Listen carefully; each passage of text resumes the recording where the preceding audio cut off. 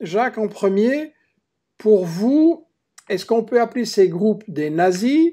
Est-ce qu'il faut remonter dans le passé pour comprendre ce qui se passe aujourd'hui? Qu'est-ce que c'est ces formations d'extrême droite ou fascistes en Ukraine?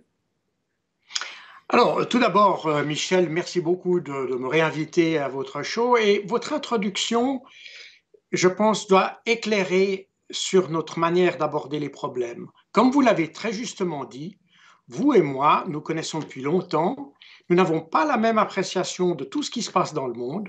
En revanche, nous avons tous les deux le même besoin de travailler sur les faits. Et les faits sont les faits. À partir de là, chacun peut construire ce qu'il pense et chacun est libre de le faire, mais on ne peut pas le faire sur des faits qui sont tronqués. Et c'est pour ça que même si nous avons un regard différent sur les choses, nous partons les deux des mêmes faits. Et ça, je crois que c'est ce qu'aujourd'hui, surtout dans le conflit si émotionnel qu'est devenu le conflit ukrainien, à mon avis, ça va être le point de départ de toute réflexion sur ce conflit. Mhm. Alors, je viens maintenant à votre question. Alors, quand on voit aujourd'hui tout le monde essaye de se rejeter la balle en disant qui a raison, qui a tort. Il n'y a pas de nazis en Ukraine, ils sont tous beaux, blancs, jolis et tout roses. Et puis, d'un autre côté, il y a évidemment les méchants Russes qui passent. Voilà. Alors, je crois qu'il faut revenir un petit peu à l'histoire, nous explique beaucoup de choses. Et l'histoire, moi, j'ai participé, je connais très bien l'Ukraine, je connais bien la Russie, comme vous l'avez dit, je suis responsable du pacte de Varsovie déjà à l'époque de la guerre froide. J'ai été plusieurs fois en Russie depuis, j'ai discuté avec les plus hautes autorités militaires et du renseignement russe sur des questions justement d'intégration avec l'OTAN d'ailleurs, assez curieusement.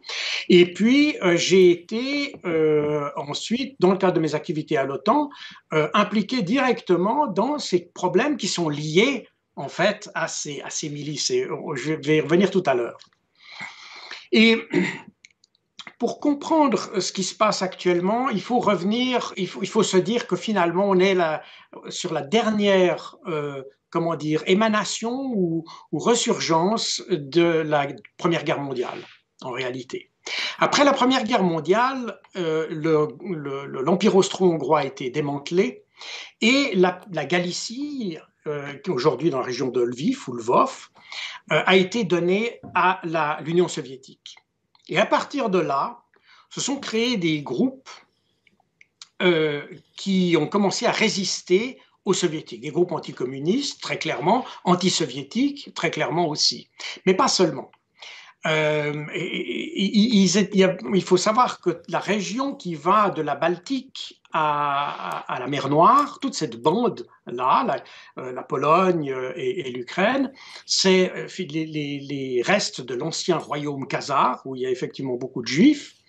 Et c'est dans cette région que s'est développé aussi un antisémitisme considérable. D'ailleurs, les pères fondateurs d'Israël, Golda Meir, Ben Gurion, Moshe Dayan, enfin la famille de Moshe Dayan, parce qu'il lui-même est né en Palestine, mais tous ces gens viennent d'ailleurs effectivement de cette bande, c'est-à-dire d'Ukraine et de Pologne. Pourquoi? Parce qu'ils étaient tout simplement chassés. On est juste après la Première Guerre mondiale, on a vraiment ces groupes extrémistes qui luttent contre tout. Et les groupes qu'on a aujourd'hui en Ukraine sont les descendants de ces groupes Mhm. extrémistes créés dans les années 20. Et ces groupes ont évolué. Dans les années 30, comme vous le savez, il y a eu ce que les Ukrainiens appellent l'Holodomor, qui est pour eux l'équivalent de l'Holocauste, qui a même été d'ailleurs probablement plus important que l'Holocauste, certains disent qu'il y a eu jusqu'à 7 millions de morts, qui était en fait une famine gigantesque, créée par Staline, qui confisquait les récoltes pour vendre le blé à l'étranger et ainsi récolter des devises pour moderniser en fait l'armée rouge. Et pendant cette période, ce qui s'est passé, il y a un phénomène qui est très peu connu, mais qui explique pourquoi il y a cet antisémitisme aujourd'hui très très fort, c'est que ceux qui ont mis en œuvre la stratégie de Staline, de confiscation des récoltes, c'était le NKVD, c'était le ministère de l'Intérieur, ancêtre du KGB, si vous voulez. Seulement, il était construit, il était articulé selon des structures territoriales, et dans cette région, comme il y avait effectivement beaucoup de juifs, ben, il s'est trouvé que le NKVD était dirigé en grande partie par des juifs. Et à tort ou à raison, les Ukrainiens ont gardé de cette période en plus du nationalisme qui les avait animés jusqu'à maintenant, ils ont gardé une haine à la fois des soviétiques, qu'ils associaient donc, qui était en fait le mariage des communistes et des Russes, et vous voyez qu'on est déjà dans le conflit d'aujourd'hui, et puis les Juifs qui étaient en fait les dirigeants de l'époque. Et tout ça a fait une sorte de mix et c'est pour ça que je n'aime pas trop l'expression nazi, parce que pour moi, nazi, national-socialiste, ça correspond à des critères très précis. C'est un mouvement politique, comme certains mouvements communistes et autres. Ça correspond à des critères très précis. Ici, on n'a pas vraiment une doctrine antisémite, mais on a une doctrine nationaliste, ultranationaliste même, sur laquelle s'est greffé un antisémitisme plus culturel que politique. Alors que pour, par exemple, les nazis, l'antisémitisme est une affaire très politique. Pour les antisémites qu'on a encore aujourd'hui en Ukraine, c'est un antisémitisme culturel, vraiment, très profond. Et qu'est-ce qui s'est passé alors? Dans les années 30, ces mouvements ont commencé à se battre contre l'Union soviétique, l'occupant soviétique. Et en 1941, lorsque Hitler a attaqué l'URSS, il a évidemment libéré, entre guillemets, cette région qu'on appelle la Galicie, qui est l'Ukraine occidentale aujourd'hui. Et c'est à partir de là que s'est créé, en fait, l'Ukraine a trouvé son indépendance. C'est Hitler qui a donné l'indépendance à l'Ukraine de 1941. Et le héros ukrainien de l'époque, celui qui dirigeait, qui coordonnait les mouvements nationalistes à l'époque, c'était Stepan Bandera. Mm-hmm. C'est pour ça qu'aujourd'hui, on dit souvent, quand on parle des Ukrainiens, on dit c'est les bandérites ou les bandéristes. Voilà. Et Bandera est un type, donc c'était un ultranationaliste, qui évidemment, lorsque les Allemands sont arrivés, il leur avait donné l'indépendance, donc Bandera leur a rendu l'appareil en aidant à ce qu'on a appelé la Shoah par balle, etc. Il y a eu des massacres incroyables qui ont été faits par ces groupes nationalistes ukrainiens, et qui ont fini par avoir une division SS d'ailleurs, la 14e division Panzer SS Galitzien, ou bien première Erste Galitzien. Et cette division, d'ailleurs, est encore célébrée aujourd'hui. Il y a des monuments en Ukraine. Ça fait même un scandale au Canada parce que le Canada a toléré, après la guerre, 2000 de ces combattants de la division Galicie s'installer au Canada. Et ils ont installé des monuments, etc. Et la nouvelle ministre des Affaires étrangères canadienne est descendante d'un Ukrainien qui était associé à ces mouvements. Ce qui explique aussi un petit peu l'attitude du Canada. Et donc, excusez-moi Jacques, mais quand on voit les images de l'époque, là, les affiches que vous m'avez communiquées, on est vraiment dans tous les grands clichés de la propagande nazie, de la propagande fasciste, et notamment l'antisémitisme, le profil, tout ça.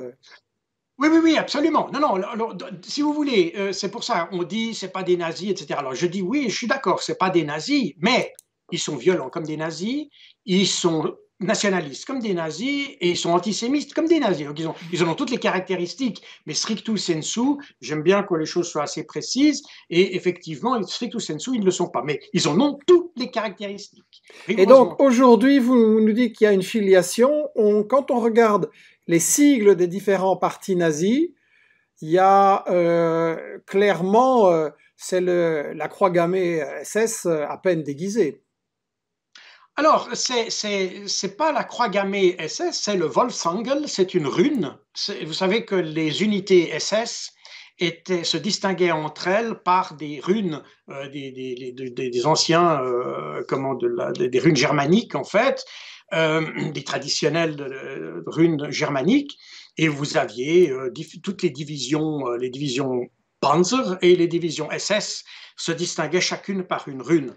Le Wolfsangel, c'est cette espèce de Z retourné avec barré par un I. C'était l'emblème de la deuxième division SS Das Reich. La deuxième division SS Das Reich, elle a la particularité en Ukraine d'avoir libéré la ville de Kharkov. Ou Kharkiv, on dit aujourd'hui, parce que c'est devenu l'Ukraine. En 1943, elle a libéré Kharkov. Avant de retourner sur France d'ailleurs et de commettre en juin 1944 le massacre d'Oradour-sur-Glane. Alors en France, Das Reich, c'est des criminels de guerre, mais en Ukraine, c'est des libérateurs. Et c'est là où on a cette espèce d'ambiguïté que d'ailleurs les pays occidentaux ont en fait un peu exploité. Pourquoi? Parce que d'abord, il faut savoir que la lutte, on a parlé dans les années 30, donc la guerre de ces unités SS, mais après la guerre, c'est-à-dire dès 1946, l'ennemi n'est évidemment plus les nazis, mais l'Union soviétique. Et là, les Américains, les Français et les Britanniques ont commencé à alimenter une subversion armée, enfin une guérilla, on peut dire, contre l'Union soviétique, toujours dirigée par Stepan Bandera, qui avait aidé les Allemands pendant la guerre, et qui a mené jusque dans les années 60 des guérillas en Ukraine contre les soviétiques. Et ça s'appuyait sur l'armée insurgée ukrainienne, dirigée par Stepan Bandera, mais aussi sur les anciens Wehrwolf.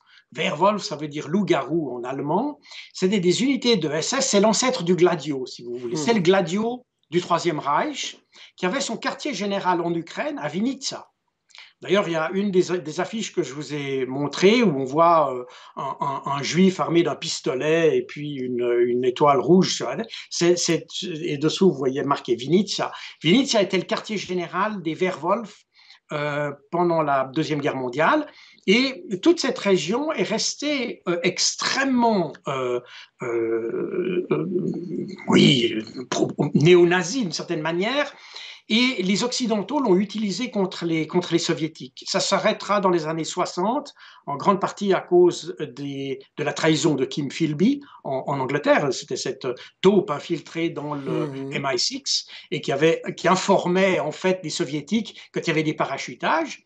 Et puis, il y a eu des quantités d'opérations, l'opération Aerodynamic, Valuable, Minos, Minos c'était pour la France, Valuable c'est les Anglais, Aerodynamic c'était pour les Américains. Donc, pardon, vous me dites que l'Occident a quand même une certaine tradition d'utilisation de groupes fascistes et terroristes. Ah, plus que ça, oui, c'était totalement assumé et les Alliés ont utilisé ça, je vous dis, jusque dans les années 50. Stepan Bandera, lui, a été éliminé après une séance qu'il avait eue avec le Bundesnachrichtendienst en Allemagne, par un tueur du KGB, où il venait de décider d'ailleurs d'intensifier les actions de guérilla en Ukraine. Donc, vous voyez, ce qu'on a aujourd'hui en Ukraine, c'est en fait la continuation de quelque chose qu'on avait déjà jusque dans les années 60. Oui, parce que quand on voit un groupe contemporain comme le bataillon Azov, qui est devenu un régiment Azov, là, eux, ils mettent carrément la croix gammée sur un drapeau ukrainien. Et on a des indications aussi, si je montre le corps national, c'est vraiment un phénomène assez large. Oui, alors, pas des marginaux.